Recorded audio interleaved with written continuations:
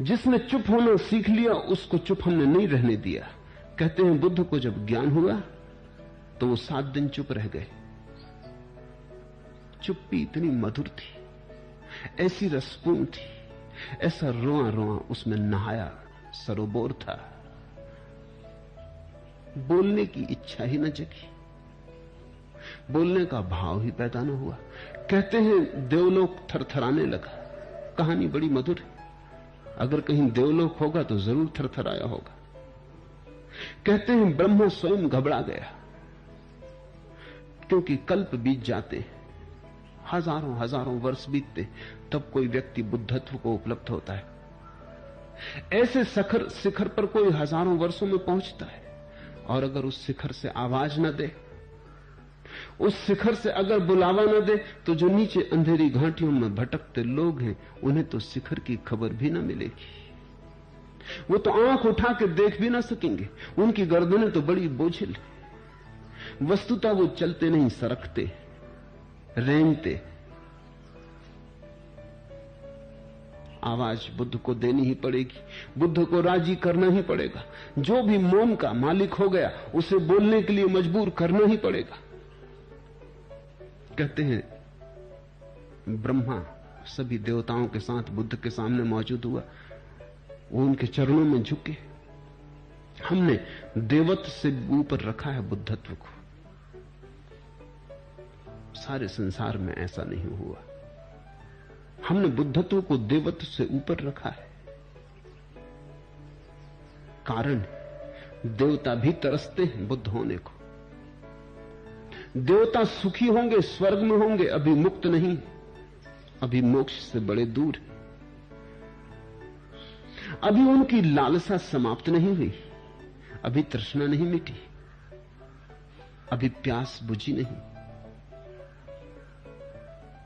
उन्होंने और अच्छा संसार पा लिया है, और सुंदर स्त्रियां पाली हैं, और सुंदर पुरुष पा लिए। कहते हैं स्वर्ग में कंकड़ पत्थर नहीं, हीरे जवाहरात है। कहते हैं स्वर्ग के जो पहाड़ हैं वो शुद्ध स्फटिक मणि से बने। कहते हैं स्वर्ग में जो फूल लगते वो मुरझाते नहीं।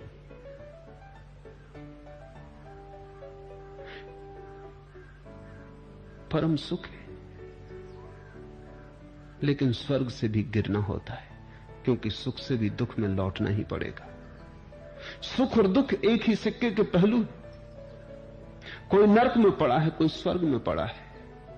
जो नरक में पड़ा है वो नरक से बचना चाहता है, जो स्वर्ग में पड़ा है वो स्वर्ग को पकड़े रखना चाहता है।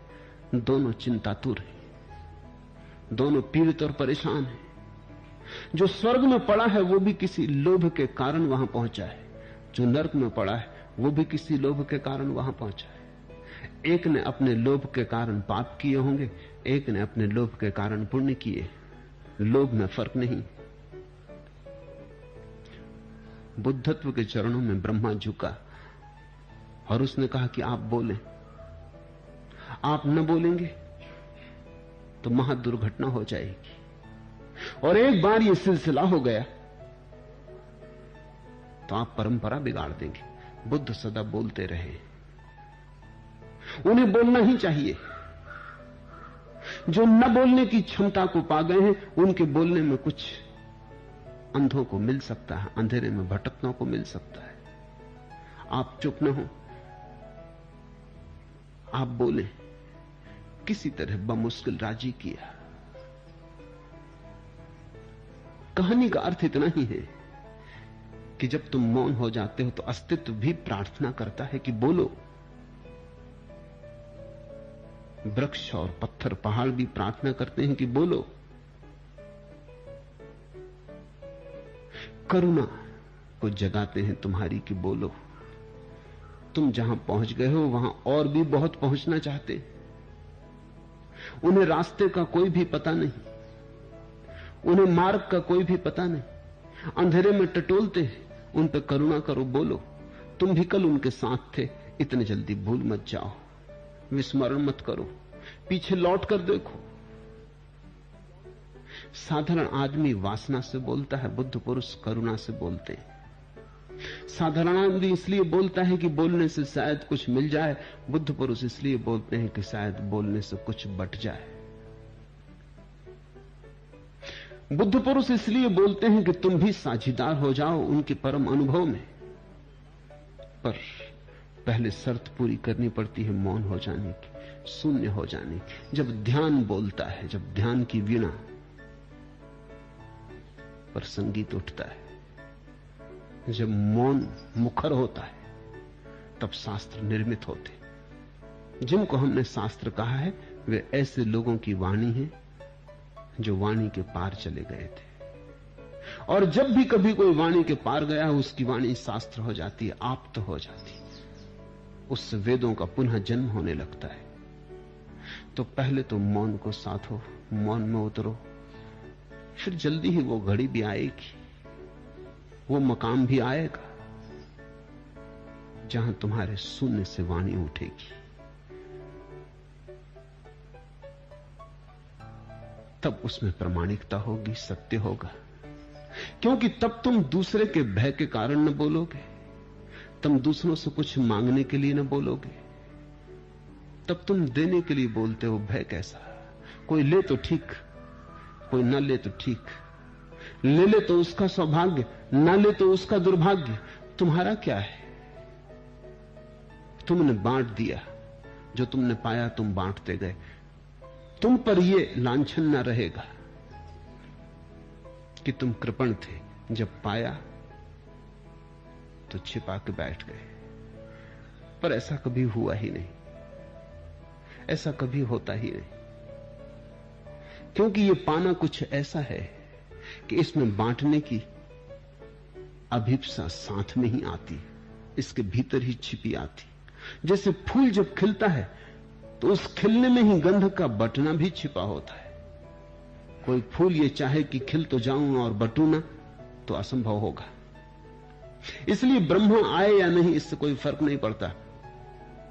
ये कहानी है, बुद्ध को बोलना ही पड़ेगा। जब फूल खिलता है सुगंध को बिखरना ही पड़ेगा। जब दिया जलता है तो किरणें बरसेंगी ही चारों तरफ। कोई ब्रह्मा की जरूरत नहीं कि दिए से प्रार्थना करे। कहानी तो प्रतीक है, मधुर प्रतीक है। पहले मौन, फिर वाणी में सत्य का अवतरण। शुभ है, प्रारंभ है, घबरा मत जाना, डरना मत। पाखंड टूटने की घड़ी करीब आ रही। इब्तिदा से आज तक नातिक की है ए सरगुजस्त। पहले चुप था, फिर दीवाना हुआ, अब बेहोश है। ये तीन घड़ियां आती। पहले चुप था, फिर दीवाना हुआ, क्योंकि जैसे ही तुम चुप हुए दुनिया तुम्हें दीवाना कहेगी। इधर तुम चुप हुए कि उधर खबर फैलनी शुरू हुई कि तुम दीवाने हुए, कि तुम पागल हुए। ऐसे दुनिया अपनी रक्षा करती है। ऐसे दुनिया तुम्हें पागल न कहे तो फिर और लोग भी इस रास्ते पर जाने को आतुर हो जाएं। असल में दुनिया अपनी रक्षा करती है, क्योंकि तुम्हें देख के औरों के मन में भी उठती है आवाज। लेकिन तब बड़ा हेरफेर करना पड़ेगा, जिंदगी का ढांचा बदलना पड़ेगा। वो जरा ज्यादा है, मुश्किल है। तुम पागल हो, ऐसा तुम्हें पागल कह के आदमी निश्चिंत हो जाते हैं कि पागल है, छोड़ो भी उसकी बात। मेरे सन्यासियों को लोग पागल ही समझते हैं।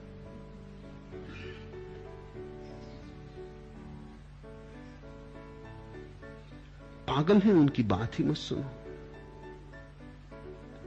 ऐसे वो तुम्हें पागल कह रहे हैं ये नहीं, ऐसे वो इतना ही कह रहे हैं कि आकर्षित तो वो भी हो रहे हैं, लेकिन भयभीत हैं, कमजोर हैं, कायर हैं। तुम्हें पागल कह के वो अपने को बचाने की कोशिश कर रहे हैं। तुम अगर पागल सिद्ध हो जाओ तो ये झंझट मिटे, अन्यथा तुम उन्हें भी बुलाए ले रहे हो, उन्हें भी तुम आकर्षित किए ले रहे हो, उन्हें भी तुम खींचे ले रहे हो। उस खिंचाव को झुठलाने के लिए उस आक्रमण से बच जाने के लिए वो तुम्हें पागल घोषित कर रहे हैं। पहले चुप था, फिर हुआ दीवाना। लेकिन ये दीवाना दोहरा अर्थ रखता है, लोग पागल कहें या ना कहें। जो चुप होता है वो एक अर्थ में दीवाना हो ही जाता है। किस अर्थ में दीवाना हो जाता है? इस अर्थ में दीवाना हो जाता है कि चुप होने के साथ ही साथ वो समाज के घेरे के बाहर पड़ने लगता है, मुक्त होने लगता है। जैसे ही तुम चुप होते हो, तुम इतने बलशाली होने लगते हो कि समाज की निर्भरता तुम छोड़ने लगते हो, और तुम्हारे जीवन में एक मस्ती आती जो केवल दीवानों के जीवन में होती। तुम्हारे चेहरे पर एक नई रौनक आ जाती, तुम्हारी आंखें किसी और ही ओस से भर जाती, तुम्हारे पैर चलते हैं, जमीन पर पड़ते नहीं।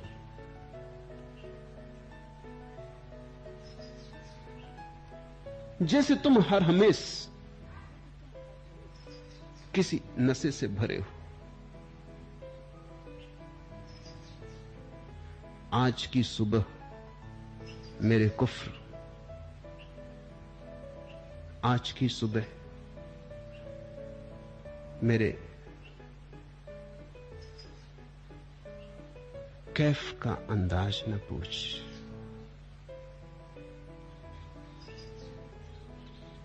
दिले वीरा में अजब की अंजुमन आराई है। मत पूछ मेरी मस्ती का हिसाब। उजड़े हुए हृदय में कोई अजीब महोत्सव हुआ है,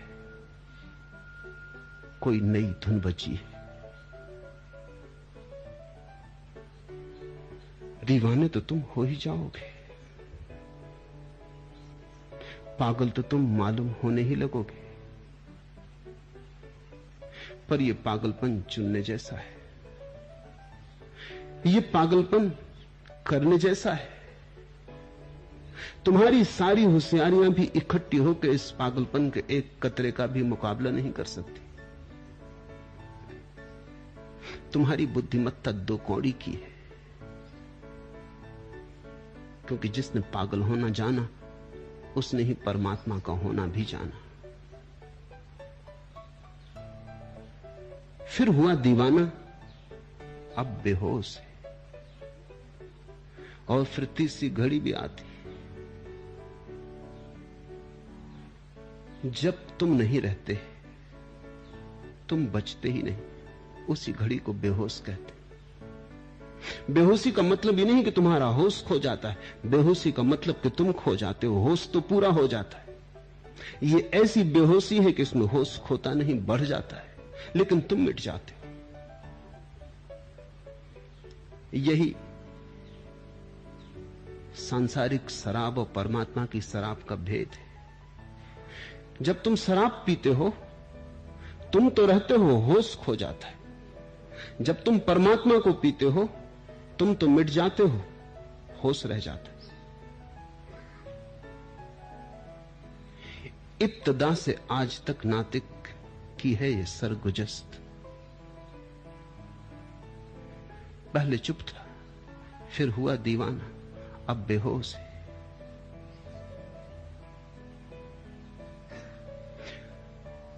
घबराना मत, यही तो सद्गुरु की जरूरत हो जाती। तुम्हारा डर स्वाभाविक है। अब तक जिस ढंग से तुम जिए वो सब लड़खड़ा जाएगा। अब तक जिसको तुमने जिंदगी समझी थी, अब जिंदगी मालूम ना होगी। अब कहीं दूर ने तुम्हें पुकारा, अब तुम चल पड़े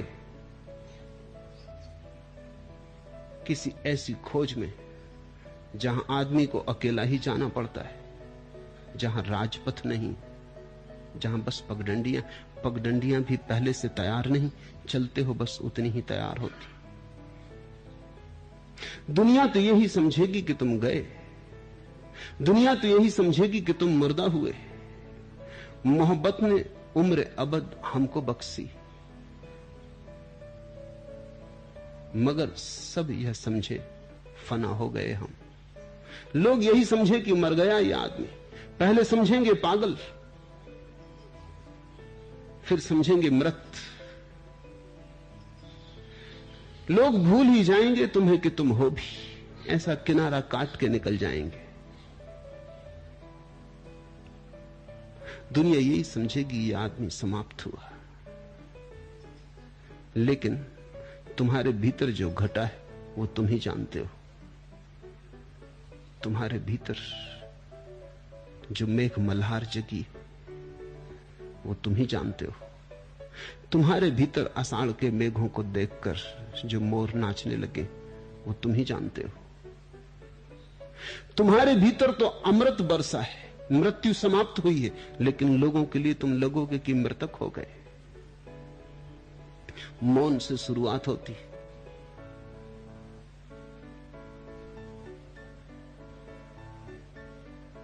उस शुरुआत में डर लगेगा, भय लगेगा, भाग जाने का मन होगा, लौट लौट के लोगों से बात करने का मन होगा, किसी तरह अपने को उलझा लेने का मन होगा, क्योंकि भय लगेगा ये भीतर कहां मैं जा रहा हूं।